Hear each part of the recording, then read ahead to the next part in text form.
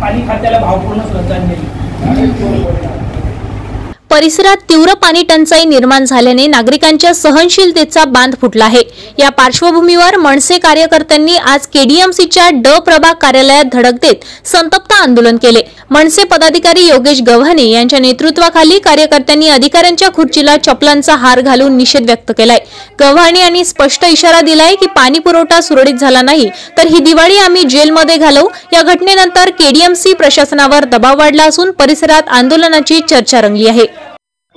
गेले काही दिवस कल्याणपूर्वेत कमी दाबाने पाणी पुरवठा होत आहे आणि माझा स्पष्ट आरोप आहे काही सत्ताधारी लोकांनी आंदोलन केल्यानंतर कल्याणपूर्वेत टायमिंग हे कमी करण्यात आले काही ठिकाणचे आणि काही तिकडे पाणी वळवण्यात आलेलं आहे।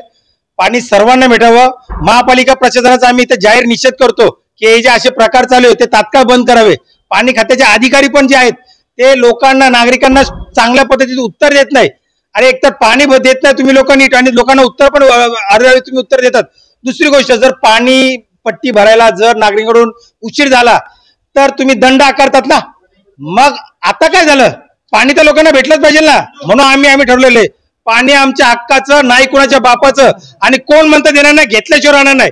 येणाऱ्या 7 दिवसात आम्ही त्यांना इशारा दिला जर पाणी आम्हाला पहिल्यासारखं 2 तास मुबलक पाणी जर नाही भेटलं तर येणारी दिवाळी ही मी सहाय्यक आयुक्ताला सांगितलं मी कुठे घालवील। यावेळेस पंगा आयुक्ताशी घेणार पण घेणार तेवढं सांगतो मी तुम्हाला नक्की। महाराष्ट्र टुडे न्यूजला लाईक करा, सबस्क्राइब करा आणि शेअर करा आणि हो आपली प्रतिक्रिया कमेंट करून आम्हाला नक्की कळवा। धन्यवाद।